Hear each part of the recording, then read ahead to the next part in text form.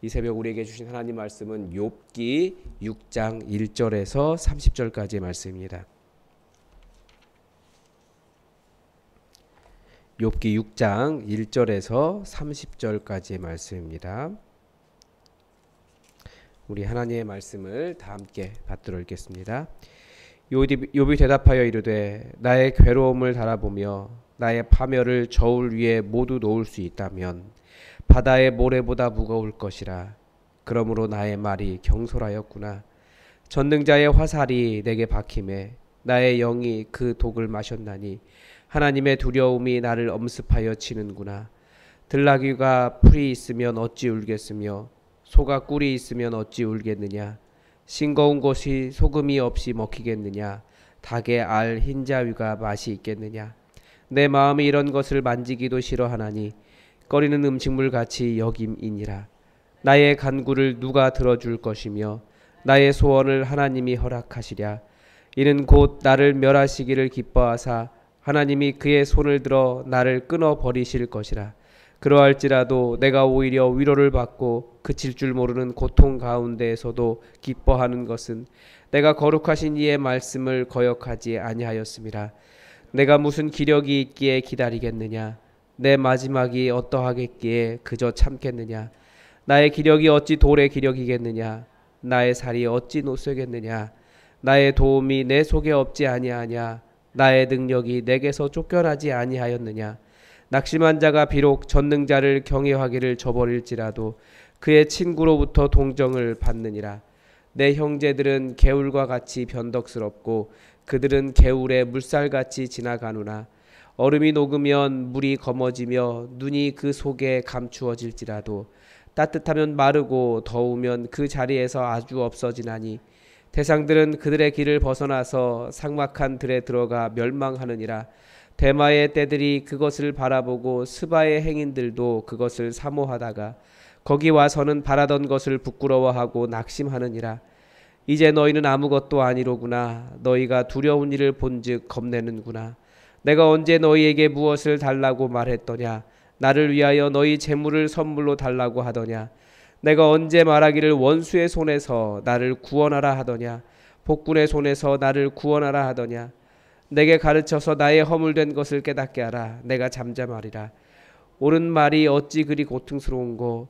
너희의 책망은 무엇을 책망함이냐. 너희가 남의 말을 꾸짖을 생각을 하나 실망한 자의 말은 바람에 날아가느니라. 너희는 고아를 제비 뽑으며 너희 친구를 팔아 넘기는구나. 이제 원하건대 너희는 내게로 얼굴을 돌리라. 내가 너희를 대면하여 결코 거짓말하지 아니하리라. 너희는 돌이켜 행악자가 되지 말라. 아직도 나의 의가 건재하니 돌아오라. 내 혀에 어찌 불의한 것이 있으랴. 내 미각이 어찌 속임을 분간하지 못하랴. 아멘.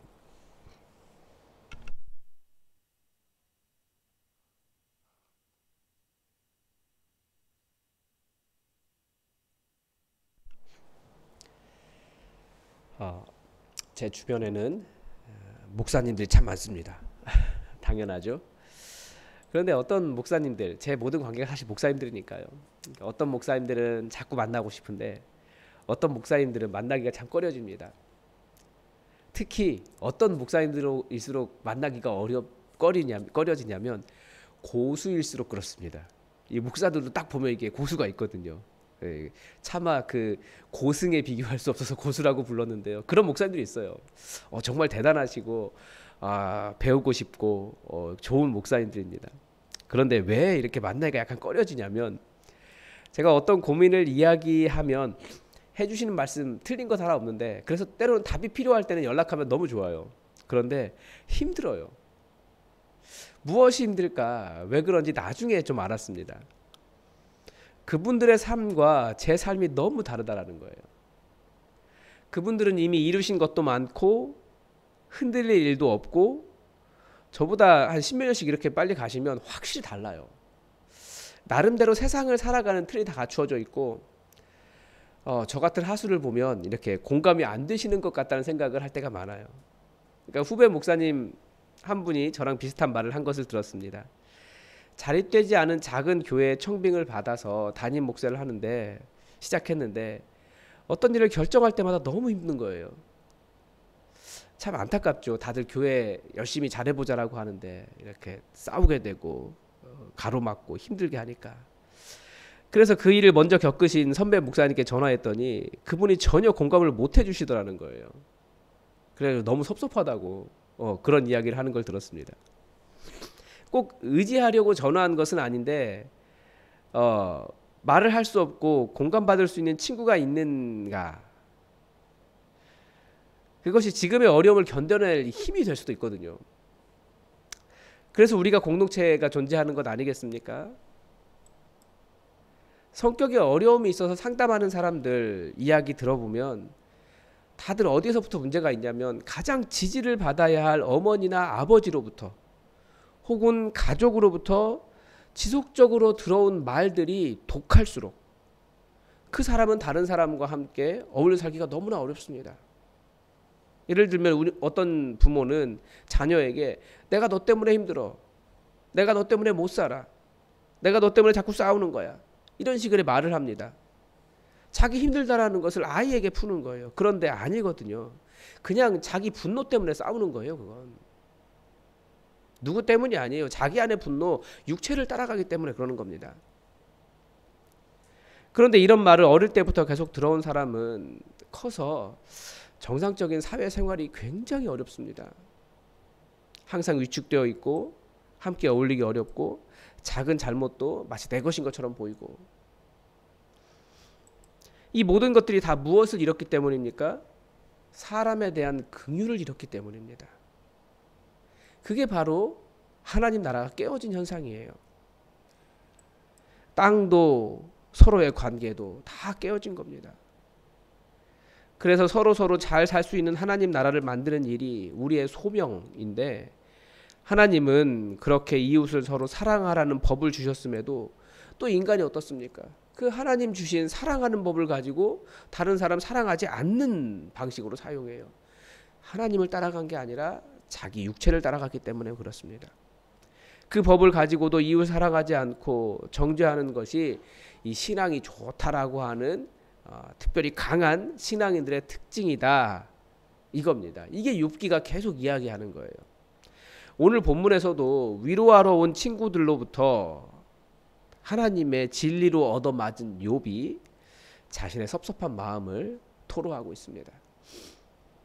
욥이 가장 먼저 한 말은 자신은 죄가 없다는 항변이었습니다. 1절에서부터 10절까지 그 말을 하고 있습니다. 맞다. 난 너무나 괴롭다. 이런 재앙 하나님께서 주신 것이 맞다. 그런데 그래서 치신 분이 하나님이신데 내가 누구에게 도와달라고 하고 이 고난에서 벗어나게 해달라고 부탁하겠는가? 그래도 내 안에 작은 유료가 있다면 내가 거룩하신 이의 말씀을 거역하지 아니하였습니다. 그렇게 고백합니다. 3절에서 자신의 말이 경솔했다라는 말은 원어의 뜻은 자기 말이 가벼웠다, 경솔했다 뜻이 아니라 내가 너무나 고통스러워서 이 고통 어떻게 할 수 없어서 그냥 한마디 뱉어봤다, 이런 뜻입니다. 너무나 고통스러운 사람 왜 이 말 못하겠습니까? 이 세상에 하나님 앞에서 죄인 아닌 사람은 아무도 없습니다. 하나님 앞에서 누가 하나님의 의를 만족시킬 수 있겠습니까? 욥이 하나님의 말씀을 거역한 것이 없다라는 표현은 자신이 당하고 있는 고난이 그만큼 무겁고 억울하다는 것입니다. 무엇이 억울하겠습니까? 하나님께서 치신 것이 억울한 게 아니에요. 하나님은 선하신 분이시고 하나님은 분명히 복도 주시고 화도 주시는 분이시기 때문에 하나님께서 치신 것이 억울한 게 아니에요. 친구들의 말이 억울한 거예요. 14절에서 이렇게 말합니다. 낙심한 자가 비록 전능자를 경외하기를 저버릴지라도 그의 친구로부터 동정을 받느니라.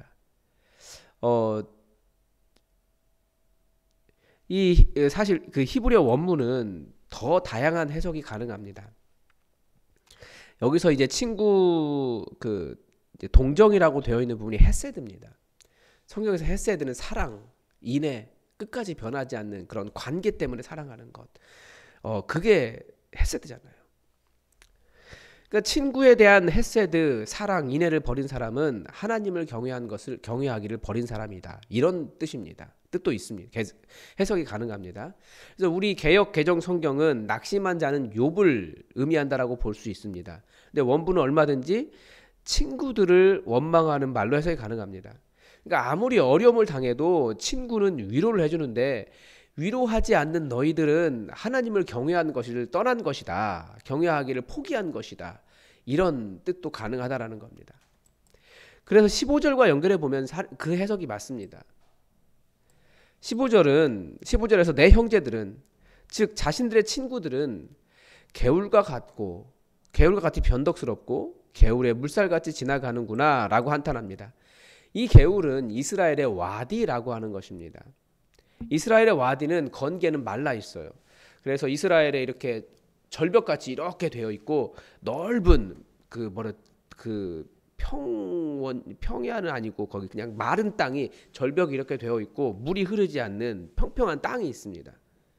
그래서 전쟁도 여기서 하고 건개는 사람들이 이 길로 돌아다녔어요. 아주 평평하고 좋으니까.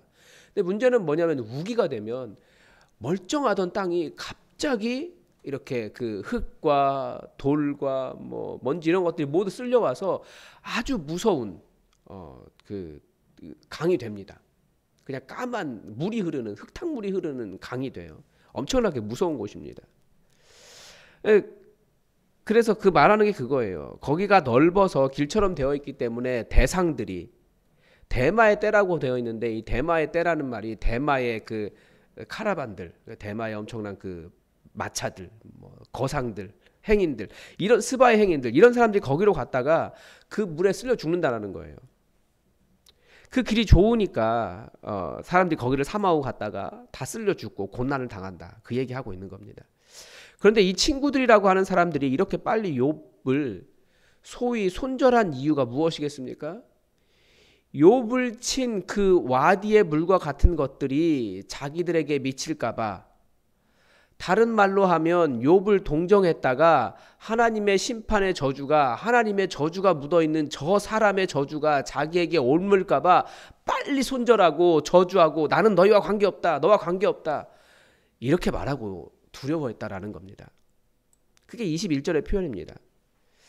그래서 친구들이 더더욱 하나님은 옳고 선하시고 욥은 하나님의 저주를 받았습니다.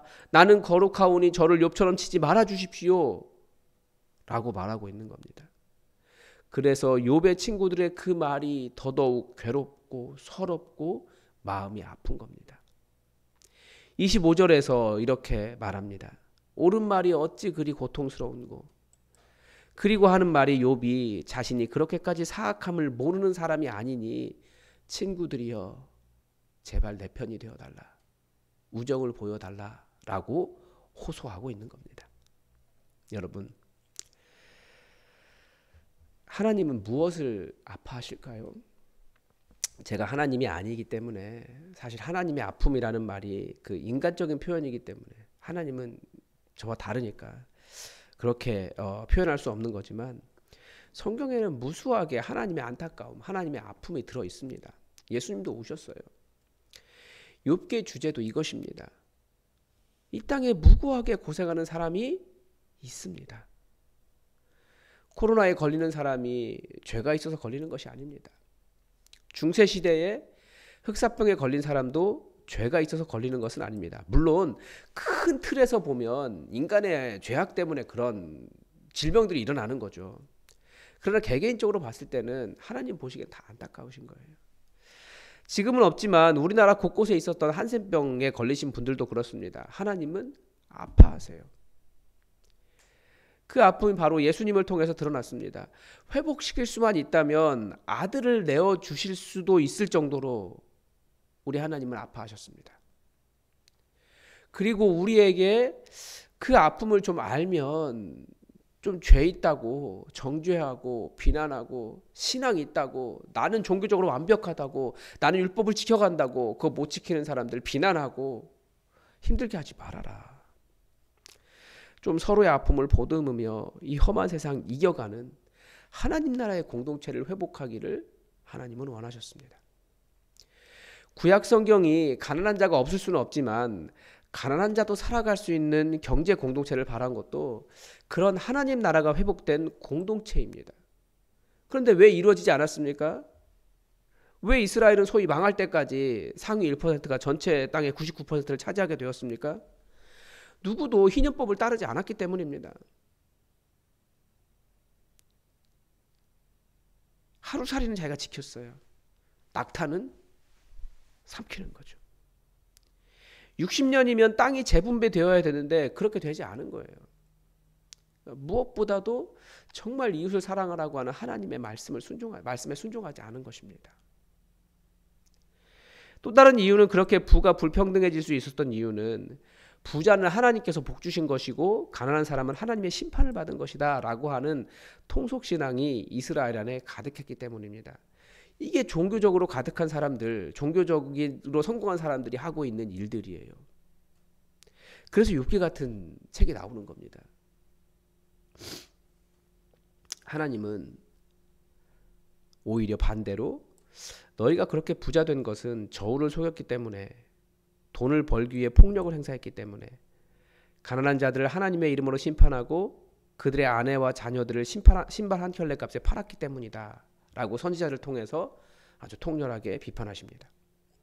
물론 하나님께서 복 주셔서 부자 된 사람들 성경에 나와 있습니다. 그렇게 된다라고 경외하는 자에게 부어주신다고 약속해 주고 계십니다. 부자가 되는 것이 모두가 이런 악한 것은 아닐 겁니다.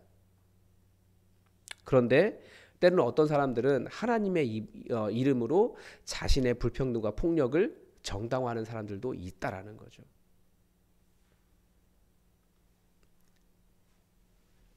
하나님은 이 땅에 정의를 실행하시는 분이십니다. 그렇다고 고난당하는 사람들이 다 심판을 받은 자들이 아니고, 우리 모두 다 죄인으로서 겸손하게 서로를 돌보며 살게 해주고 고난당하면 위로할 줄 알기를 우리 하나님은 바라셨습니다. 그래서 예수님은 슬퍼하는 자와 함께 슬퍼하고 우는 자들과 함께 울라, 이렇게 우리에게 명령하셨습니다. 여러분, 우리는 어떤 공동체를 세워야겠습니까? 우리가 만드는 공동체가 바로 예수님의 사역의 목표이기도 합니다. 함께 울고 위로하고 서로 돌보고 가난한 자가 없게 하는 것, 그렇게 나 자신을 내어줄 수 있는 공동체를 만들어 갔으면 좋겠습니다. 이번에 우리 장로님 아버님 돌아가신 일을 보면서 참 감사한 일이 한 가지가 있습니다. 발인을 해야 되는데, 발인은 이제 그 장례식장과 화장터와 다 이렇게 연결이 돼야지 시간이 정해지는 거잖아요. 발인이 너무 일찍 잡힌 거예요. 그 발인 예배를 하려면 새벽 기도를 쉬어야 됩니다. 정말 고민을 많이 해야 됐어요. 어떤 게 옳은가? 아니, 어떻게 하는 것이 정말 사람을 위로할 수 있는 것인가? 이걸 고민해야 됐습니다. 사실 이거 고민할 게 아니에요. 우리 교회는 목회자가 한 사람이고, 그러면 우리는 사람 위로하는 쪽으로 가야 돼요. 그런데 아시다시피 우리 교회는 이 철저하게 무엇인가 지켜진, 정해진 것을 어기는 것을 굉장히 힘들어하는 교회이기도 합니다. 이게 너무 힘든 거예요. 그래서 참 감사한 게 뭐냐면, 이제 그거 새벽 기도를 하지 않고 사람을 위로하러 가도 되는구나. 이 일이 만들어진 게 전 너무 감사해요. 그리고 교회 어르신들이 그렇게 하자라고 계속 지지해 주셔서 너무 감사해요. 여러분, 우리 교회가 정말 더 훌륭한 어떤 종교적인 틀을 갖추는 것보다 하나님 경외하는 자로서 사람을 위로할 줄 알고 사람을 살릴 줄 알고 함께 울 줄 아는 그런 공동체, 정말 그렇게 좋은 공동체 계속 만들어 갔으면 좋겠습니다. 오늘도 하나님의 뜻이 우리에게 이루어지기를 주기도문으로 기도하겠습니다. 하늘에 계신 우리 아버지, 아버지의 이름을 거룩하게 하시며 아버지의 나라가 오게 하시며 아버지의 뜻이 하늘에서와 같이 땅에서도 이루어지게 하소서. 오늘 우리에게 일용할 양식을 주시고 우리가 우리에게 잘못한 사람을 용서하여 준 것 같이 우리 죄를 용서하여 주시고 우리를 시험에 빠지지 않게 하시고 악에서 구하소서. 나라와 권능과 영광이 영원히 아버지의 것입니다. 아멘. 여러분, 오늘도 기도를 부탁을 드립니다. 우리 교회 평안하고 든든하게 잘 세워져 갈 수 있도록 기도해 주십시오. 특별히 오늘은 우리 자녀들, 수능을 앞두고 있는 자녀들, 그리고 시험을 앞두고 있는 자녀들을 위해서 기도를 부탁을 드리고, 또 우리 청년부 교회 학교를 위해서 기도를 부탁을 드립니다. 지난주에 우리 가들리 플레이가 이 숫자가 전부는 아니지만 숫자가 많으니까 너무 행복하더라고요. 18명이 왔습니다. 물론 이제 자녀들 멀리 나가 있는 자녀들도 왔고 그 뭐 그렇지만 그리고도 오지 않은 아이들이 둘이 더 있어요. 그러니까 20명쯤 모일 수 있는 그런 상황. 전부 항상 그런 건 아닌데 어쨌든 감사하고 우리 청년부도 청소년부도 가들리 플레이도 정말 많이 모여서 아이들과 미래로 밝은 우리 예수품학교회가 될 수 있도록 여러분 기도를 부탁을 드립니다. 다 함께 기도하겠습니다.